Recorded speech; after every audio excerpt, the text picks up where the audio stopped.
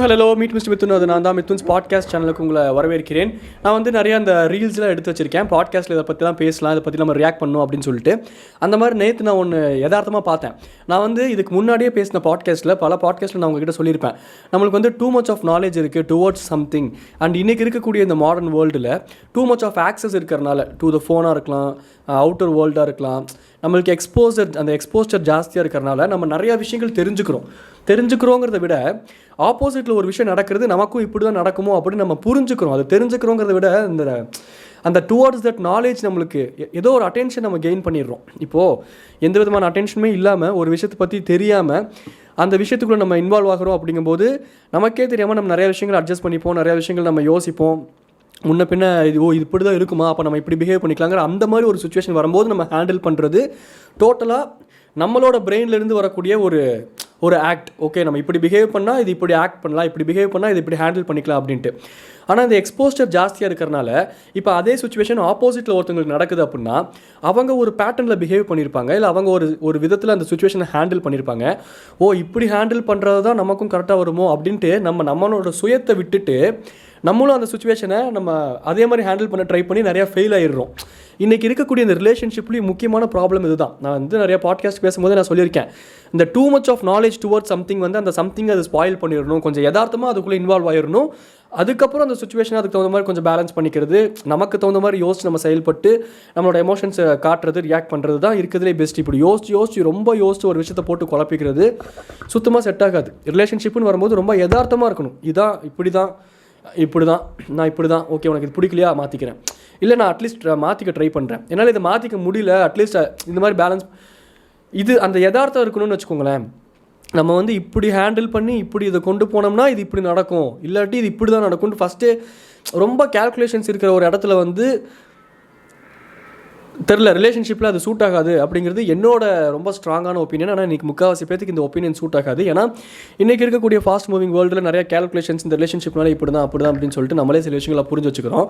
நான் இந்த மாதிரி அடிக்கடி பாட்காஸ்ட்டில் சொன்னதை பேஸ் பண்ணி நம்ம பழைய ஜென்ரேஷன்லாம் பூமர் ஜென்ரேஷன் சொல்கிறோம். ஆனால் அவங்களுக்குள்ள லவ்வும் பாண்டு ரொம்ப ஸ்ட்ராங்காக இருக்குது, ஃப்ரெண்ட்ஷிப் ஸ்ட்ராங்காக இருக்குது. அவங்களுக்கு வந்து இந்த மாடர்ன் டெர்மாலஜிஸ்லாம் எதுவுமே தெரியாது, அதெல்லாம் எதுவுமே தெரியாது. ஆனால் அவங்க எப்படி அந்த ஒரு ரிலேஷன்ஷிப்புன்னு வரும்போது அவ்வளோ டிட்டர்மைண்டாக இருக்காங்க, நிறைய ஹர்டில்ஸை ஃபேஸ் பண்ணி தாண்டி கடந்து வந்து இன்றைக்கி நம்மளோட ப்ரீவியஸ் ஜென்ரேஷன் சொல்கிறேன், அவங்களுக்குள்ளே இருக்க அந்த லவ் அது எப்படி இவ்வளோ யதார்த்தமாக இருக்குது. ஆனால் நம்ம வந்து என்னென்னமோ பேசுகிறோம், டெக்னாலஜிங்கிறோம், நம்ம ஸ்பேஸுக்கு போகிறோங்கிறோம், ஹியூமன்ஸ் ஸ்பேஸில் இருப்பாங்க, ஏலியன்ஸும் ஹியூமன்ஸும் லவ் பண்ணுவாங்க. இன்றைக்கி இருக்க சுச்சுவேஷன் ஸ்டிப் ப்ரோ, திஸ் இஸ் அவள் தான் ப்ரோ, சும்மா try bro, fling bro, casual bro, அப்படி என்னென்னமோ சொல்கிறோம். ஆனால் இன் டேர்ம்ஸ் ஆஃப் ரியல் ரிலேஷன்ஷிப்னு வரும்போது ப்ராக்டிக்கலாக பார்த்தோம்னா முக்கால்வாசி நம்ம ஃபெயில் ஆகிடுறோம். ஆனால் நம்ம அந்த பழைய ஜென்ரேஷனை பூமர், நம்ம தான் வந்து too much of knowledge persons, அவங்களுக்குலாம் ஒன்றுமே தெரில அப்படின்னு நம்ம இலக்காரமாக பார்க்குறவங்க சந்தோஷமாக நிம்மதியாக அழகாக வாழ்ந்துட்டு போயிடுறாங்க. நம்ம வந்து நிறைய இடங்களில் மாட்டிக்கிது. வந்து நான் நிறையா பாட்காஸ்ட்டில் சொல்லியிருக்கேன்ல, அது பேஸ் பண்ணி அது சம்மந்தமாக நான் ஒரு ரீல்ஸ் பார்த்தேன். அந்த ரீல்ஸ் ஒரு குட்டி ரீல்ஸ் தான், ஆனால் அதுக்குள்ளே அவ்வளோ மெசேஜ் இருந்துச்சு, அவ்வளோ ஒரு டெப்த் இருந்துச்சு. ஸோ அந்த ரீல்ஸை வந்து உங்ககிட்டே காட்டணும் அப்படின்னு நினச்சேன். அதை பேஸ் பண்ணி தான் இன்றைக்கி நம்ம பாட்காஸ்ட்டும் பேச போகிறோம். ஸோ அது என்ன அப்படின்னு பார்க்கலாமா? நிறையா குட்டி இமேஜஸ் இருக்கும், அந்த இமேஜஸ் ஒட்டி வேர்டிங்ஸ் இருக்கும். ஒவ்வொரு இமேஜுக்கு என்ன அப்படின்னு பார்த்துட்டு நம்ம பேசுவோம் நார்மலாக. First image, never heard of it honey. என்னது இது? we've never been in a situationship, what does that mean? அப்படின்னா நான் என்னென்ன கேள்விப்பட்டதே இல்லையே அப்படின்னு சொல்லிட்டு அந்த தாத்தா சொல்கிறாரு. அந்த இமேஜையே பாருங்களேன், எவ்வளோ லைவ்லியாக இருக்குது. பின்னாடி ஒரு பைக்கு, அது லைட்டாக தூசு படிஞ்சிருக்கு, ஒரு தாத்தா பாட்டி, அந்த ஜன்னல் கொண்டு அந்த ஒரு 90s பேட்டர்னில் அவங்க ரெண்டு பேரும் பக்கத்தில் உட்காந்துருக்காங்க. எவ்வளோ மெமரிஸ் டுகெதர் ஹோல்ட் பண்ணியிருப்பாங்க, எவ்வளோ சண்டை போட்டிருப்பாங்க, மண்டை பிச்சுக்கிற அளவுக்கு அவங்களுக்குள்ளே சண்டை வந்திருக்கும், எவ்வளோ அவங்களுக்குள்ள மிஸ் அண்டர்ஸ்டாண்டிங்ஸ் வந்திருக்கும், எவ்வளோ லவ் இருந்திருக்கும், எவ்வளோ மொமெண்ட்ஸ் ஷேர் பண்ணியிருப்பாங்க. அவங்களுக்கு ஃபஸ்ட்டு டைம் அந்த குழந்தை பிறக்கும் போது எவ்வளோ லவ் ஷேர் பண்ணியிருப்பாங்க, அந்த குழந்தைய வளர்க்குறதுல எவ்வளோ மொமெண்ட்ஸ் க்ரியேட் பண்ணியிருப்பாங்க. அவங்களுக்கு வந்து இன்றைக்கி நான் அதான் சொன்ன மாதிரி இன்றைக்கி இருக்கக்கூடிய ஜென்ரேஷனில் சுச்சுவேஷன்ஷிப்னா என்னென்னே தெரியாத ஒரு சுச்சுவேஷன் இருந்தனால தான் அவங்களால நிறையா அந்த பேஸ் பாண்ட் ரொம்ப ஸ்ட்ராங்காக ஹோல்டு பண்ண முடிஞ்சுது. இன்றைக்கி நம்ம என்ன பண்ணுறோம் அப்படின்னா, ப்ராக்டிக்கல் ரியாலிட்டி, கிரவுண்டட் ரியாலிட்டியாக நான் என்ன பார்க்குறேன் அப்படின்னா, டோட்டலாக நான் பேசுகிறது என்னோட பெர்ஸ்பெக்டிவ் மட்டும்தான். நான் இங்கே எதுவுமே ப்ரீச் பண்ணுறதுக்கு வரல, இதுதான் கரெக்ட், இப்படி தான் நீங்கள் பண்ணணுன்ட்டு எனக்கு தோணும். அப்படி அதெல்லாம் இல்லை. நான் என்ன பார்க்குறேன் அப்படின்னா, இன்றைக்கி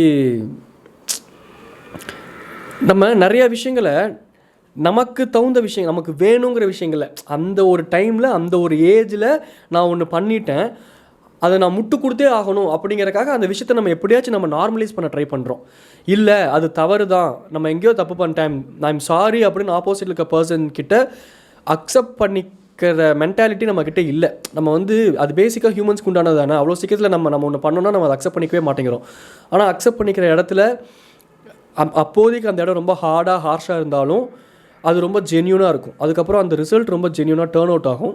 ஸோ அதுதான் பெஸ்ட்டு. இப்போ நானே எக்ஸாம்பிள் சொல்கிறேன். இப்போ நானே இருக்கேன், ஒரு தவறு பண்ணிட்டேன் அப்படிங்கிற பட்சத்தில், ஆமாம் அது தவறு தான், இனிமேல் நான் அதை பண்ணக்கூடாதுன்னு அதை யோசிச்சா தான் நாளைக்கு நான் என்ன என்னோடய ஆப்போசிட் பார்ட்னர்கிட்ட எக்ஸ்பெக்ட் பண்ணுறனோ அந்த பர்சனாக நான் மாறினா தான், மாறணுங்கிறத தாண்டி நான் அப்படி தான் இருக்கணும். நான் அப்படி இருந்தால் தான் வைப் அட்ராக்ட்ஸ் த ட்ரைபுங்கிற மாதிரி I can hold on to the partner, I can create a dream life I wanted to. நான் ரொம்ப ஃப்ளாவாக இருப்பேன், but I want a dream life that I wanted to. அது அப்படி இருக்கணும் இப்படி இருக்கணும், பட் ஐ ஹேவ் ஃப்ளாஸ். அதெல்லாம் நான் நார்மலைஸ் பண்ணேன். பிகாஸ் மென்னே இப்படி தான், பிகாஸ் நானே இப்படி தான். மென்னுக்கு மட்டும் சொல்ல, விமனுக்கும் சொல்கிறேன். நம்ம 1008 காரணம் தேடலாம் இந்த உலகத்தில். எது பண்ணாலும் அதுக்கு முட்டு கொடுக்குற மாதிரி நம்ம 1008 மீம்ஸ் பார்க்கலாம், 1008 ப்ராவப்ஸ் பார்க்கலாம், 1008 விஷயங்கள் நம்ம சப்போர்ட் பண்ணுற மாதிரி நிறைய இருக்குது. நம்ம என்ன பண்ணாலும் அதை சப்போர்ட் பண்ணுற மாதிரி. ஆனால் நமக்கு நம்ம லைஃபுக்கு அது சூட் ஆகுமாங்கிறது மட்டும்தான் கேள்வி. அப்படி கேள்வி வரும்போது நம்ம தப்பு பண்ணிட்டோம்னா அது தப்பு அப்படின்னு அக்செப்ட் பண்ணிவிட்டு சரணடைகிறது, அதுக்கப்புறம் அதை திருத்திக்கிறது வேறு. அதுக்கு முட்டு கொடுத்து அதை நான் நார்மலைஸ் ஆக்க ட்ரை பண்ணுறேன் அப்படிங்கன்னா அது வேறு. நம்ம இன்றைக்கி முக்கால்வாசி அதை எல்லாத்தையுமே நார்மலைஸ் ஆக்கிடணும், எல்லாமே பண்ணணும், எல்லாத்தையும் நார்மலைஸ் ஆக்கிடணும். ஆனால் லைஃப்னு வரும்போது செட்டில் டவுன் ஆகும்போது தெளிவாக இல்லை I want this kind of partner, I want this kind of life. என்னோட குழந்தை குட்டிக்கு கூட நான் இப்படிலாம் இருந்துட்டேன், தட் வாஸ் ஓகே. பட் நான் அப்படின்ட்டு நம்மலாம் க்ரோன் அடல்ட்ஸ், நமக்கே சில விஷயங்கள் தெரியணும், சில விஷயங்கள் புரியணும் இல்லையா? தெரில. என்னமோ இன்றைக்கி ஜென்ரேஷனும் நம்ம ஜென்ரேஷனுக்கும் நிறைய தவறுகள் இருக்கும் தான், நான் இல்லைன்னா சொல்லலை. எல்லாரும் இண்டிவிஜுவலாக எல்லார் பர்சன் லைஃப்லேயும் இருக்கும் தான். பட் நம்ம எவ்வளோ அட்லீஸ்ட் டுவர்ட்ஸ் தட் ஜென்யூனாக இருக்கும், அதுக்கப்புறம் நம்ம எப்படி ரியாக்ட் பண்ணுறோம் அதுவாச்சும் இருக்குல்ல. அதுக்கும் நான் முட்டு தான் கொடுப்பேன் அப்படின்ட்டு இன்றைக்கி க்ரியேட் பண்ண நிறைய டெர்மாலஜிஸில் ஒன்று தான் இந்த சிச்சுவேஷன்ஷிப்பும் அப்படின்னு நான் நினைக்கிறேன். ஆனால் ப்ராப்பராக சிச்சுவேஷன்ஷிப்புக்கு இதுதான் அர்த்தம்னு கூட எனக்கு தெரியாது சத்தியமாக. பட் சொல்கிறேன், இன்றைக்கி இருக்கக்கூடிய டெர்மாலஜிஸில் அது அடங்கும் அப்படின்ட்டு. What's a date? It's April 2 today. Typical 90s kids mentality தான். பட் சொன்ன மாதிரி நான் இப்போ ஜிம்முக்கு போகிறேன், அங்கே 2-3 ப்ரோஸ்லாம் மீட் பண்ணுறேன், பேசுகிறேன்ல. அதில் ஒருத்தர் 2-3 ப்ரோலாம் இருக்காங்க. அதில் ஒருத்தர்லாம் bro today I'm on date, tomorrow I'm on date, நாளானிக்கு I'm with the date with this கேர்ள்னு சொல்லிட்டு நிறையா என்கிட்ட சொல்லியிருக்காரு.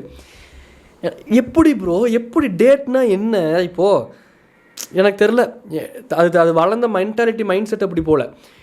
ஒரு பொண்ணை பிடிச்சிருக்குன்னா அப்ரோச் பண்ணால் லவ் தான் பண்ணும், லவ் பண்ணால் கல்யாணம் தான் பண்ணும், அவ்வளோதான். Let's go on a date, let's see if it's work out அப்படின்னா அது என்னன்னு தெரில. பட் நான் வந்து என்ன சொல்கிறேன்னா, ஒரு இன்பிட்வீன் மென்டாலிட்டிலேருந்து பார்க்கும்போது sometimes genuinely if the date is being really genuine, அது தப்பும் கிடையாது. இப்போ ஒரு அரேஞ்ச் மேரேஜ் ஃபிக்ஸ் பண்ணுறாங்க அப்படின்னா ஒரு பொண்ணையும் பையனையும் தனியாக மீட் பண்ணணும்னு அவங்க ஆசைப்படுற பட்சத்தில் சரி ஓகே நீங்கள் கோயிலில் போய் மீட் பண்ணுங்கள் அப்படின்னு இந்த பேரண்ட்ஸ் சொல்கிறது இல்லையா? அவங்க ஒரு நாள் ஃபுல்லாக கோயிலில் ஸ்பெண்ட் பண்ணிட்டு மத்தியானம் எங்கேயாச்சும் சாப்பிட்டுட்டு வந்து வீட்டில் வந்து அந்த பையன் எனக்கு ஓகே தான், இந்த பொண்ணு எனக்கு ஓகே தான், இல்லை இந்த செட் ஆகாது அப்படின்னு சொல்கிறது இல்லையா? ஸோ அது பேஸ் பண்ண ஒரு கான்செப்ட் தான் டேட்டும். பட் அந்த டேட் அப்படிங்கிற அந்த விஷயத்துக்குள்ளே நம்ம எவ்வளோ ஜென்யூனாக இருக்குங்கிறது ஒன்று இருக்குல்ல. இன்றைக்கெலாம் ரொம்ப ஒரு ஃபாஸ்ட் மூவிங் வேர்ல்டில் ரொம்ப டேட்னாலே அது ரொம்ப ஃபாஸ்ட்டாகவும் போயிடுச்சு. எனக்கும் நான் பார்க்குற ஃப்ரெண்ட்ஸு, நான் ஜிம்மில் பார்த்த சில நபர்கள், அதுக்கு முன்னாடி பார்த்த நபர்கள்லாம் டேட்னாலே அது ஒரு மாதிரி தான் சொல்கிறேன் நான். இன்னும் மோஸ்ட் டெர்மாலஜிஸ் அது இதுங்கிறேங்க. பாருங்கள் அந்த இமேஜை பாருங்கள், அதுக்குள்ளே எவ்வளோ லைஃப் இருக்குதுன்னு பாருங்கள். 2 பேரும் கையை கோத்துக்கிட்டு ஒரு 40 வயசில் 50 வயசில் 2 மர நிழலில் கையை பிடிச்சி நடந்துக்கிட்டு கதை பேசிக்கிட்டு நம்மலாம் வந்து நம்ம லவ்வுக்காக இப்படி ஃபைட் பண்ணோம்ல, நம்ம குழந்தைகள் பிறந்தோடனே நம்ம இதெல்லாம் பண்ணோம் ஞாபகம் இருக்கா, நீ வந்து இந்த ஸ்கூலில் தான் சேர்க்கணுன்னா நான் அந்த ஸ்கூலில் சேர்க்கணும்னு சண்டை போட்டோம் ஞாபகம் இருக்கா, இதெல்லாம் பேசிக்கிட்டு போகிறதுல இருக்கக்கூடிய லைஃப் இன்றைக்கி இருக்கக்கூடிய இந்த ஏஜில் ப்ளஷருக்கும் சந்தோஷத்துக்கும் நிறைய வித்தியாசம் இருக்குது. சந்தோஷங்கிறது it's a long term, it's based on pleasure, it's based on a short term. நம்ம நிறைய ப்ளஷருக்கு இம்பார்ட்டன்ஸ் கொடுத்து லாங் டேர்ம் சந்தோஷத்தை மிஸ் பண்ணிடுறோமோன்னு தோணுது. God please stop talking about what does it mean by ghosting அப்படின்னு அந்த மேன் கேட்குறாரு. அந்த லேடி பாருங்களேன், God please stop talking about ghost and spirits, எனக்கு பயமாக இருக்குன்னு. இது ஒரு ஃபன்னாக இருந்தாலும் அதுக்குள்ளே எவ்வளோ யதார்த்தம் இருக்குது. அவங்களுக்கு கோஸ்டிங்னா என்னென்னே தெரில. ஒரு ஒரு டிப்பிக்கல் லேடிக்கு அவங்க புருஷன் கூட சண்டை போட்டு மண்டையே உடைய போகுது அப்படின்னாலும் அந்த பேஸ் லவ் இருக்கிற இடத்துல கோஸ்டிங் அப்படிங்கிற டெர்மாலஜி அவங்களுக்கு என்னென்னே தெரியாத இடத்துல, இந்த நாலேஜே இல்லாத பட்சத்தில் அவங்களுக்கு ஏதாச்சும் மறுபடியும் ஒரு காரணம் கண்டுபிடிச்சி புருஷன்கிட்ட பேசிடணும். அவங்க வந்து அந்த கோவம் இருக்கிற இடத்துல ஈகோ இருக்கும். அவங்களுக்கு அந்த சாரி கூட கேட்க வேண்டாம். புருஷன்கிட்ட போய் நான் சாரி கூட கேட்கறதுக்கு அவங்க ரெடியாக இல்லை. இன்னும் உள்ளுக்குள்ளே கோவம் இருக்குது. ஆனால் அவங்களால அந்த ஹஸ்பண்ட் கிட்ட பேசாமல் இருக்க முடியாது. அதில் ஒரு யதார்த்தம் இருக்கும். நான் வந்து என்னோடய பழைய ஜென்ரேஷன் அப்படின்னா என்னோடய அம்மா அப்பாவை வச்சு கம்பேர் பண்ணி சொல்கிறேன், என்னோட பெரியப்பா பெரியமாவை வச்சு கம்பேர் பண்ணி சொல்கிறேன். எனக்கு தங்கச்சி ஒருத்தர் இருக்கா சுவாதின்னு சொல்லிட்டு அவளை பற்றி பாட்காஸ்ட் அவங்க அந்த பெரியப்பாவை கம்பேர் பண்ணி சொல்கிறேன். என் சித்தப்பா சித்தி வச்சு கம்பேர் பண்ணி சொல்கிறேன். இந்த மாதிரி நானும் இந்த ப்ரீவியஸ் ஜென்ரேஷன் பார்த்துருக்கேன்ல, அவங்களுக்கு இந்த டெர்மாலஜிஸ்லாம் தெரியாது. இப்போது ஒரு ஒய்ஃபுக்கு கோஸ்டிங்னா என்னன்னு தெரியுது, இல்லை ஒரு ஹஸ்பண்டுக்கே கோஸ்டிங்னா என்னன்னு தெரியுது. ஓ ஓகே, நீ வந்து கோவப்பட்டுட்டு என்கிட்ட ஒரு நாள் ஃபுல்லாக பேசாமல் இருக்கியா, I will show you what ghosting is அப்படின்ட்டு அந்த டெர்மாலஜி தெரிஞ்சனால அந்த டெர்மாலஜிக்கு தகுந்த மாதிரி ரியாக்ட் பண்ணுறோம்ல. நான் இன்னும் 2 நாள் எப்படி பேசாமல் காட்டுறேன்னு பாரு, உன்னை எப்படி மெசேஜில் இக்னோர் பண்ணுறேன்னு பாரு, உன்னை எப்படி அதில் இக்னோர் பண்ணுறேன்னு பாரு அப்படிங்கிற ஒரு மைண்ட் செட்டுக்கு போகிறோம்ல. Because we know what the terminology is. அது தெரியாத இடத்துல ஒரு யதார்த்தம் இருக்குது. அந்த யதார்த்தத்தை பேஸ் பண்ணி நம்ம கேரக்டர் வந்து வெளிப்படுது. அந்த கேரக்டர் தான் சொல்ல வரேன். ஐயோ என் புருஷன்கிட்ட பேசாமல் இருக்க முடியலையே, ஐயோ நம்ம சண்டை போட்டோம் ஆனாலும் என் பொண்டாட்டிக்கிட்ட பேசாமல் இருக்க முடியலையே. என் ஈகோக்கு நான் சாரி கேட்க மாட்டேன், ஆனால் ஏதாச்சும் ஒரு காரணம் வச்சு நான் என் பொண்டாட்டிக்கிட்ட பேசிடணும், நான் என்னோட ஹஸ்பண்ட் கிட்ட பேசிடணும். ரொம்ப தான் பண்ணுறாரு அப்படின்ட்டு இந்த கள்ளிக்காட்டு இதிகாசத்தில் வைரமுத்து கூட எழுதியிருப்பார். லிட்டரலாக நம்ம எல்லாரும் குடும்பத்துலேயும் நடந்திருக்கும். நீங்கள் நோட்டீஸ் பண்ணாமல் இருந்திருப்பீங்க. மேபி இப்போ நான் சொல்லும் போது உங்களுக்கு ரெக்கக்னைஸ் ஆகும். கள்ளிக்காட்டு இதிகாசத்தில் ஹஸ்பண்டும் ஒய்ஃபுக்கும் சண்டை வந்தோடனே அந்த ஹஸ்பண்டோ ஒய்ஃபோ அந்த கோழிக்கிட்ட பேசி, அந்த தூது கோழிக்கிட்ட பேசி அது புருஷங்கிட்ட போய், ஏ கோழி சாப்பாடு ரெடி ஆயிடுச்சு சாப்பிடவா, அதுலலாம் எவ்வளோ ஒரு க்யூட்னஸ் இருக்குது, எவ்வளோ லைஃப் இருக்குது. அதை விட்டுட்டு இன்றைக்கி என்னமோ கோஸ்டிங்குங்கிறான் எங்கெங்கா உங்கங்க ஒன்றும் புரிய மாட்டேங்குது. Sigma what are you sigma மேல் சிக்மா வாட்? என்னடி சிக்மானா என்ன முதல்ல நீ சாப்பிடு, உனக்கு பொரியல் தானே, பொரியல் சாப்பிட்டு ஹெல்த்தை பார்க்குற வழியை பாருன்னு பொரியலை ஊட்டி விட்ற அந்த ஹஸ்பண்டுக்கு பின்னாடி இருக்க அந்த இன்டென்ஷன் இருக்குல்ல, that is the most attracted thing in a relationship. The efforts we take இல்லை, குட்டி குட்டி விஷயம் இருக்குல்ல, ஒருத்தங்களை எக்ஸசைஸ் பண்ண சொல்கிறதும், ஹெல்த்தியாக சாப்பிட சொல்கிறதும், அவங்களுக்கு வந்து ஹெல்த்தியாக ஃபுட்டு சமைச்சு அதை ஊட்டி விடுறதும், இன்றைக்கி என்னென்னமோ டெர்மாலஜி சொல்கிறோம், என்னால் அக்செப்டே பண்ணிக்க முடியல. நானும் சொல்லியிருக்கேன் நான் ஒரு சிக்மா மேல்ன்ட்டு. But I know where to be and that. நான் வெளியே வந்து ஹம்பிளாக இருக்கிறது வேறு, பொலைட்டாக இருக்கிறது வேறு, எல்லாத்தையும் அப்சர்வ் பண்ணுறது வேறு. At the same time we can be a sigma male too. இன்றைக்கி இருக்கக்கூடிய வேர்ல்டில் வெளியே சில இடங்களில் சில பேர்கிட்ட அந்த சிக்மானஸை நம்ம காமிச்சா, நான் இப்படி தான், இந்த வேலை என்கிட்ட வச்சுக்காத, அந்த ஒரு அந்த ஒரு இதை காமிச்சா தான் அவங்கக்கிட்ட அந்த ஒரு லிமிட் மெயின்டைன் பண்ண முடியல, நம்மளை ஏறி மிதிச்சுட்டு போயிடுறானுங்க. அது தேவைப்படுது, நான் இல்லைன்னு சொல்லலை. அப்புறம் ஐமன் ஆல்ஃபா ஃபீமேல் அப்படின்ட்டுலாம் சில பேர் சொல்லி நான் கேள்விப்பட்டிருக்கேன். அது என்ன ஐமன் ஆல்ஃபா, அதை சொல்கிறதுல முதல்ல என்ன இருக்குது, அதில் எனக்கு புரியல. அதை நிறைய பெருமையாகவும் சொல்லி கேள்விப்பட்டிருக்கேன். I'm an alpha female, I'm an sigma male அப்படின்ட்டு அந்த ஆப்போசிட் ஜெண்டர்கிட்ட be and sigma male. But அதை எங்கே அப்ளை பண்ணணுன்னு ஒன்று இருக்குல்ல. உன் லைஃப் பார்ட்னர்கிட்ட தோக்கறதுக்கு நீ ரெடியாக இல்லை அப்படின்னா நீ ஒரு சிக்மா மேலே இல்லை. ஒரு சிக்மா மேலுக்கு this also falls under a sigma male. What defines you sigma male அப்படின்னா தெரியுமா? ஒரு ஸ்டார்டிங் ஸ்டேஜில் எல்லாம் சூப்பராக தான் இருக்கும். பட் ஒரு லேட் 30s ஒரு ஏர்லி ஸ்டேஜ் ஆஃப் ஒரு 40s